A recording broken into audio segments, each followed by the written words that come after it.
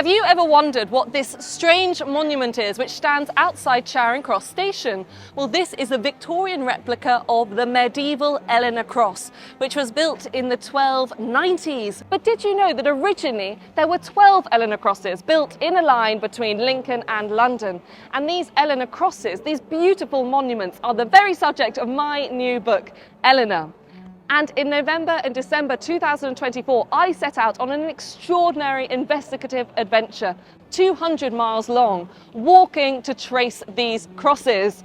So, in a nutshell, what were the Elellanena crosses? Well, in 1290, one of the most formidable queens of the medieval world, Eleanor of Castile, died unexpectedly in a village called Harby near Lincoln. Afterwards, her body was taken to Lincoln, embalmed, and then carried to London, passing through towns like Grantham, Stamford, Stony Stratford, Dunstable, St Albans, and eventually she was buried in Westminster Abbey. But here's the thing, her husband, King Edward I, was so deeply in love with Elellanena and so grief-stricken that he commemorated this journey by building the 12 stone monuments, the Elellanena crosses, along the way. It was an extraordinary romantic gesture.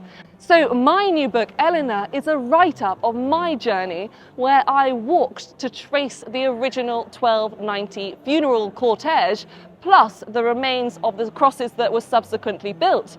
And of course, the amazing history that can be found in all the towns and countryside I walk through, secret symbols in the churches and cathedrals, ridge and furrow structures, beautiful medieval stone bridges. But as I walked and as I wrote this book, what really surprised me was the lives of the crosses since. Incredibly, 3 Elellanena crosses still survive, and where many were destroyed, they've been remembered in all sorts of strange and surprising ways. A building covered with a pre-Raphaelite style mural, Charing Cross Underground station covered with woodcut designs showing the original medieval masons.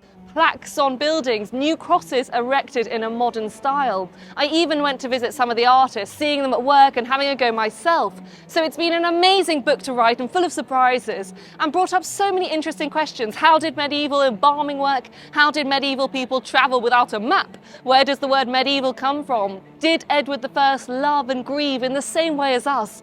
Why did people in the 17th century tear down these beautiful monuments? So I hope you might consider coming on this journey with me. If you'd like to pre-order a copy, there are some beautiful and quite limited special edition versions from Blackwell's, which have amazing sprayed edges. Thank you so much to everyone who's read my book so far, and I hope you enjoy Elellanena, and I hope this inspires your love of history, but most importantly, encourages you to look out for history on your own doorstep.